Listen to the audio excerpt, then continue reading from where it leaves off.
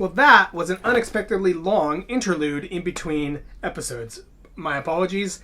Actually, I'm making videos for you guys whenever I'm getting work done on the motorhome, but it's been hard to get work done. Mostly because I've been prioritizing my other channel, the 3D printer channel. And, maybe I shouldn't do that. This channel has a lot more promise going forward into the future. It doesn't seem like people are all that interested in 3D printing anymore, but motorhomes, still popular. Anyway, yeah, I think the biggest reason for the slow progress as far as work goes is the fact that I'm facing two enormous tasks. These are just very big, very hard to accomplish things. And so this is, I think, I don't know what the future has in store for me with this motorhome, but I think this is the crux of this project. This is going to be like the most difficult time getting these two tasks done. And we're not going to tackle them in this video. We'll get to them in the next video. But just in case you guys are wondering, what's taken so long? It's a little bit of procrastination on my part, but there's lots of little things to do, and we're going to attack the lighting at the front. We're going to get that finished in this episode. So let's get to it. I removed these blinkers and wow, that looks so much meaner now. I love the look of this. That's just two fog lights. These are the units themselves, and you can see it's just an LED with these fancy lenses, and I've angled them in such a way, if we get close you can see, this is kind of aimed down and outside a little bit by about 7.5 degrees. That's aimed inward just ever so slightly, so we should get a nice, real low pattern here right in front of the motorhome. The stock blinker assembly looked like this, and this was my first attempt at replacing it, but these lights sat too deep inset. I didn't like it. I wanted them farther forward, primarily because I'm worried about clearing the bumper with the light. So by bringing them farther forward, it meant that I could cast light down here, whereas when they were recessed back in there, it meant that there was going to be kind of a big black empty spot right here that the light couldn't reach because it was going to be blocked by the bumper. See, this mounting base that I've 3D printed gives the lights their angles, and yeah, you can see, like I said, this one's angled a little bit more to the outside, and they're both angled the same amount down. Well, for wiring, I've got a bit of a task in front of me. There's the blinker on the driver's side, currently activated, and I've got these two wires. These were the wires that went to the former turn signal running light thing down below the headlight. Hopefully you guys can see this here in the dim light. There's two wires that go to the headlight, which I have not yet used. So connecting this one wire to that side, we can see I've got a white light blinking, and that's the halo. If I connect the other light here in this wire coming from the motorhome, we can see I get a consistent halo light on. So that is the running light wire. So the previous bulb that was in there had two filaments in it, and this was the running light filament, and this was the turn signal filament. So here I've got another single light like that, and I now have a turn signal, but if I connect both wires there, this just stays on and I lose my running light. I currently have the panels taken off the side here, and we can see the outside light there on the side of the motorhome. That's the running light. So if I turn the turn signal on, it turns into a blinker. Running light, blinker, out of a single bulb. So I need to splice into this wire, single bulb wire, and run that to the headlight up there. But over there on the far side, you can see the turn signal is working just fine, but the running light does not activate. We can see the reflection of the headlight, and the headlight shining off the garage door there. And if I activate this foot activated dimmer switch, all hell breaks loose. So it just turns the lights off, and then it seems to be, oh, there we go. Nope. It's hit or miss whether or not it even comes back on. There we go. See, it's not even coming back on now. So that needs to be replaced. So is the switch. When trying to turn the brights on, I would notice that they would flash on for the briefest of seconds. So I'm thinking I might be able to fix this switch. I can pry back these little tangs here and get inside of it, but it might just be as simple as cleaning off these spade connectors, because wow, those are pretty corroded after 40 years. So hit those with a wire brush, try to get in there and clean the female portion on the wiring loom, and see if that works. Well, cleaning the terminals didn't fix it, but I've got this thing apart now, and I've actually done a significant amount of polishing up of these points here using my wire brush. But the interesting thing now is I need to clean this piece of copper, And this is just a really cool switch. There's like a one-way pawl on this part. This is like a cast? No, it's a stamped. Gotta be cast. Or forged. Forged copper. Pretty fancy stuff right there. No, that's cast. Anyway, as the button gets pushed down like so, it just rotates that around. So it rotates that around, it catches the next pawl, rotates it around, catches the next pawl. So pretty neat. Pretty neat stuff. Yeah, that's cleaning up quite nicely. You guys see the reflection of the headlight? High beams, low beams, high beams, low beams.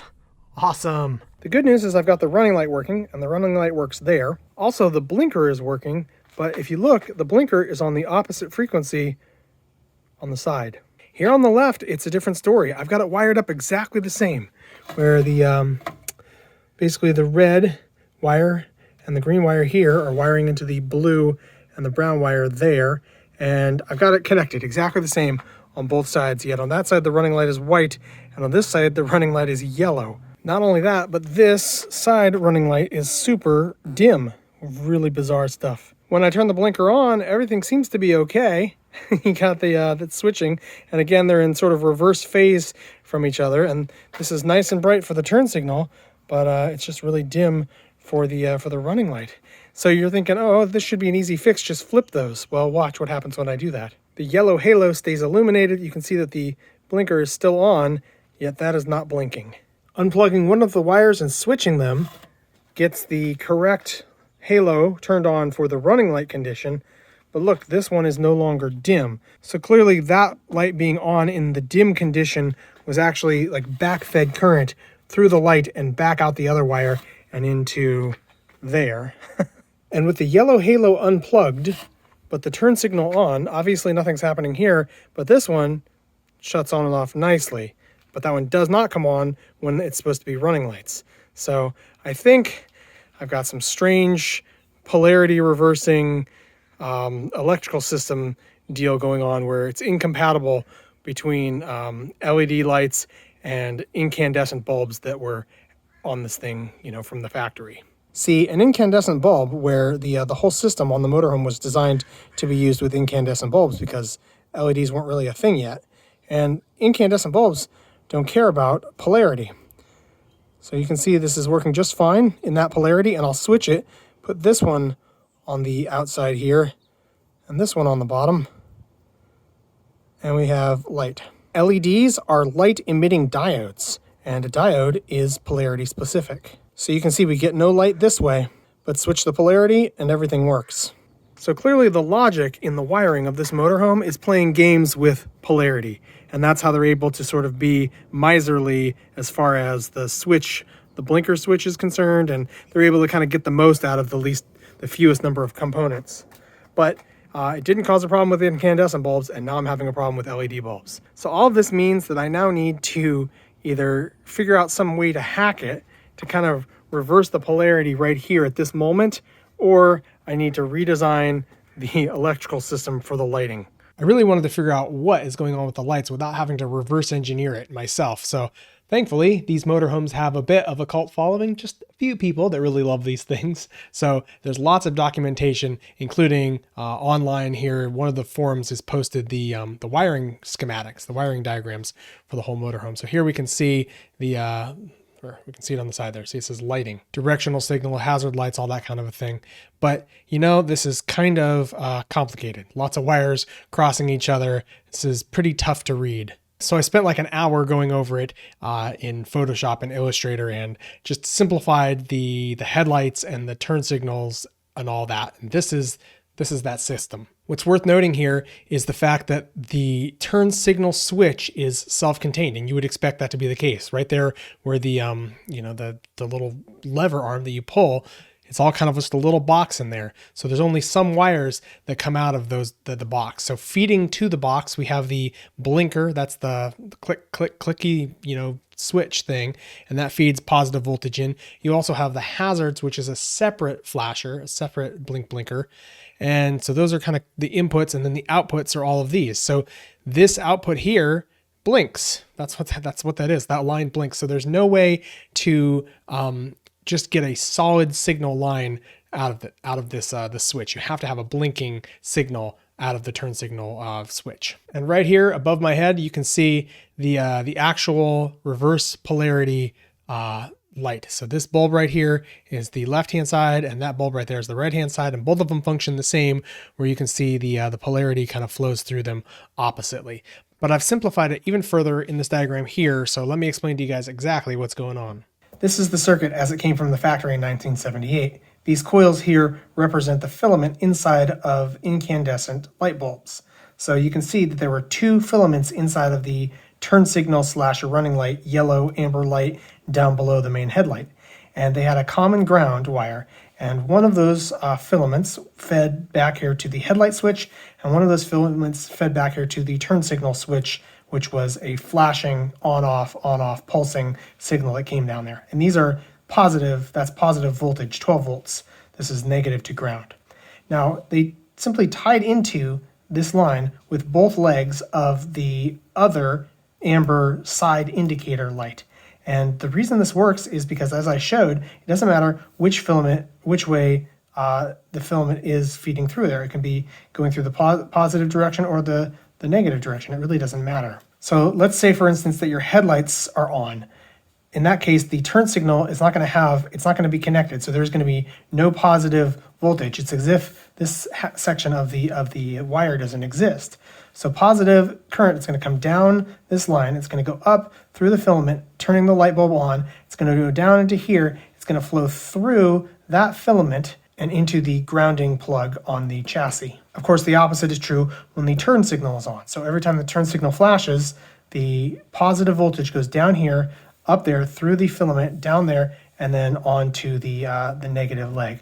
And as you guys have seen, I have the running light halo as well as the turn signal halo on the headlights functioning just fine by simply plugging it into the existing circuit on the motorhome. So what can I do to get the single bulb to function as both the marker light and the turn signal on the side there, even though it's an LED and I can't switch the polarity?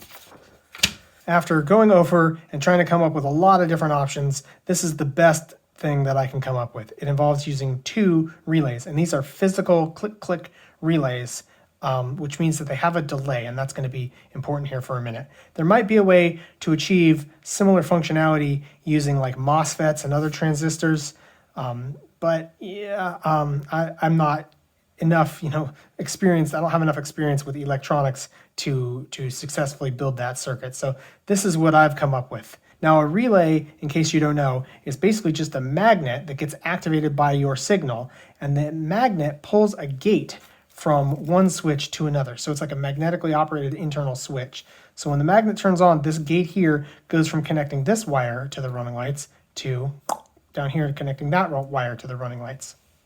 So in effect, what I have here is two normally closed switches that are activated by a signal. So the normally closed opens it, so it turns the light off when the signal goes through it. Okay, so this first relay, the running lights are going into it, and the running lights are always on. So if I turn the running lights on, it will always find its way to the bulb over here. But if I turn the turn signal on, the turn signal itself activates a magnet which pulls the gate down here and effectively breaks the connection to the bulb with the turn signal. So now you have no light coming through from the running light. And you'd think that one relay would be sufficient, but the problem is we need the turn signal and the running light to work in all conditions. In other words, when there is no running light on, I need to be able to turn the turn signal on and have the bulb turn itself on. When there is a running light on and I turn the turn signal on, I need the running light to blink, basically. So that's why the second relay is necessary. Think about this. If I took the turn signal switch and tied it directly into that, then the turn signal switch, which is a positive pulse of voltage, would be turning the running light off. So all of a sudden the light would turn off, except that same positive signal of voltage would be going into it and turning on. So as it's turning it off here, it's turning it on here, and in effect, we'd have a constantly on light. By using the second relay, whenever the running light is turned on, it turns off this leg of the turn signal. So just the running light itself will be blinking. Yeah, this would work with one major worry. This is the one thing that I'm uncertain about. How much time delay is there for this physical switch to get thrown into position? So this turn signal is going blink, blink, blink. So it's going to go blink, and then there's going to be, you know, a wait while the magnet gets strong enough to pull that down and while this physically moves. So it's going to limit the on-off pulse time, and maybe that magnet won't ever be fully magnetized. Maybe there's not enough time with the blink. So this is problematic, and I don't have a whole lot of faith in it. It very well could be perfectly functional, but I don't know. So I'm thinking maybe don't have the side marker light function as a turn signal. Have it just be a marker light / running light. Right. So given just how complicated that is to get a single bulb to perform as both the flasher turn signal as well as the running lights, maybe I just want to use it as the running lights. But is that even legal? Well, I found this from the state of California, which says side-mounted turn signal lamps projecting a flashing amber light to either side may be used to supplement the front and rear turn signals. That means that having a blinker on the side is optional. However, it is very nice to have on this long motorhome. If you have a car that's sitting in your blind spot or right beside you and you turn your turn signal on, they can't see the front or the back of the motorhome. So I don't think it should be an optional thing to have a side turn signal on a long motorhome.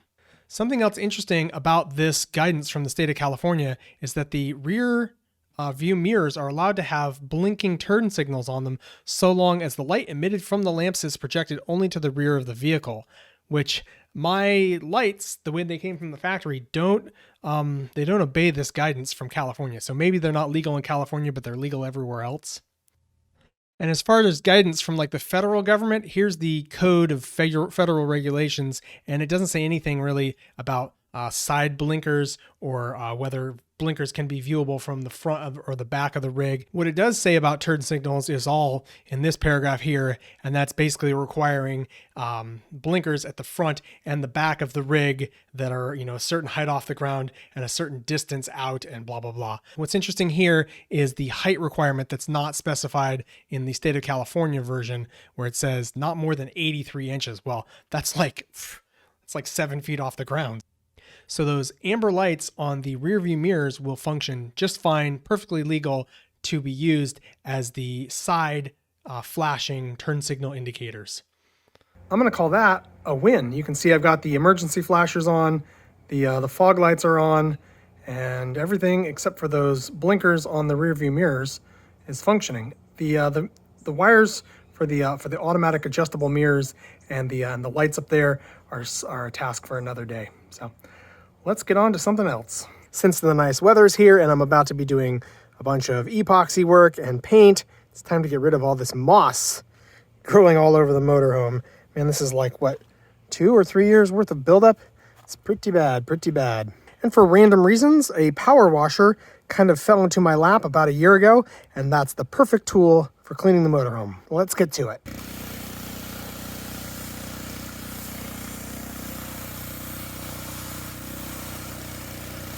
I've done from here all the way back and around the back. Cleaning up there was really filthy, but you can see the power washer actually blasted the paint, the Imron paint. Look at that, it actually blasted it off down to the primer. So, well, that's going to be something I'm going to have to deal with. So do not power wash your GMC motorhome unless you are also going to gut it. This is gutted because I'm sure we leaked a bunch to the inside there just now. And also, if you're not repainting. So this is the one and only time this rig will ever be power washed by me. Yeah, look at all the water splatter. And over here, I actually caused a puddle. And that's all coming in through this seam right here. This is that whole back panel seam. So it's not the window, it's the actual panel. That's this gap right here. And man, that paint really chipped off all through here. So I got the whole thing power washed yesterday, and then I came around today to inspect my work, and I saw that there was still a bunch of moss in the crevices. So I'm removing the rubber. That's the pile of the window rubber here. And I'm using this tool. I guess you could get away with a flathead, but the nice thing about this tool is I can wedge it down on the side. See, and I'm not catching this lip on this side of the window frame. So I can kind of wedge that in there like that. And I don't know if you guys are doing the same job. The right tool, there's always a right tool for the job. And if it's not working, get a different tool. So this is my last piece to get out. Let's see if I can do this one on camera with one hand. Yeah, okay, I started this one like so.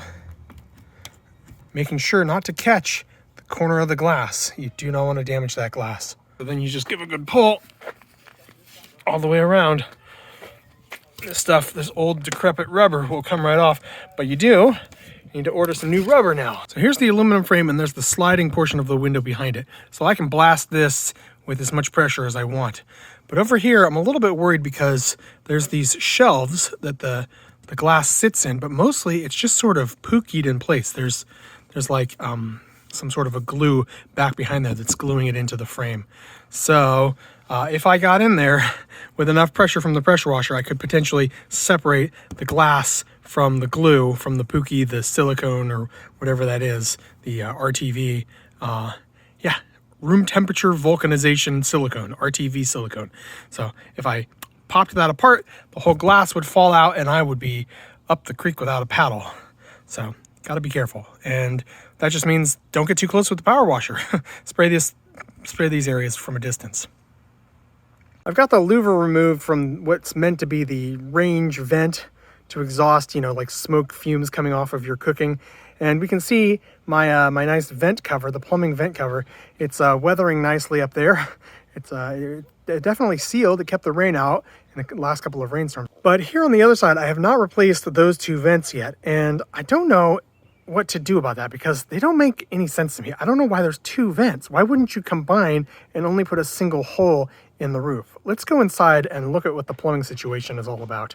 So regarding those vents up on the roof, this is the drain into the waste tank. So right here sits the freshwater tank, and then that's the wastewater tank. So this pipe here goes all the way forward, and we'll catch that here in a second. But this one here is the vent line that goes out the roof at the back. This is that line that I just pointed at that comes all the way across here. So this line is what drains into the wastewater tank. This line here is the drain from the sink. So the water comes down from the sink and then down into the wastewater tank. And then this is a vent here at the front. Why are there two vents? Doesn't make any sense. Why would you drill two holes in the roof? I mean, I can't imagine that you need all that flow of air. It's not like you're venting a bunch of air. It's just sort of to let the fumes escape, just to sort of give it an escape, not to actually like move volumes. So it's just kind of baffling to me. There you have it, a whole new look to the front end as far as the lighting goes, and I think that it's awesome. Like honestly, it gives me motivation seeing that completed. That's a happy job to see done. So it's gonna look really good when all is said and done. Now, one thing I've kind of got bugging me, it's on the back of my mind, and that is I'm gonna be painting this with like a boat paint. So it's white, right? And maybe I don't want to paint it white. Maybe I want to come up with some other color. But white has the best performance when it comes to reflecting sunlight and keeping things cool inside of the motorhome. And since this is probably going to be a fair weather camper, we're only going to go, camping with the family when the weather's nice, most likely, when it's sunny. So I would like to be able to keep it cool. So I don't know. I'm still wrestling with the final color. Believe it or not, I've come to love the green. I love it. I think it's fantastic. But I don't know if I can even mix pigments into those into the paint. We'll see. It's a problem for another day. Anyway, thank you for watching this video, and I'll see you in the next one. Hey, I have a Patreon going now, so if you guys want to see me making more videos and motivate me to transition from spending my time making 3D printer videos into builds, I mean, I guess I could make this a full-time channel. I could do campers. Not, this one will be done here in a while. I mean, we're like halfway through the project, if that. So, but this could be a thing. So if you like what I'm doing, I would really appreciate the support there on Patreon. I've learned from the 3D printer channel that it is the Patreon support that really drives the channel. The most valuable people to the channel, the people who are most interested in what I'm doing, tend to be the ones to support on Patreon, and they're the ones who give me the best feedback and steer me in the best direction. So I would love to get something started like that here on this channel. And there's currently 2 supporters. There's only 2 of you. You know who you are. So yeah, why don't you come on over? The water's great, and let's have a conversation over there on Patreon. That's where I'm going to start really answering questions for anybody. So yeah. All right. Well, that'll do it for this one. Thanks for watching. See you in the next one. Bye.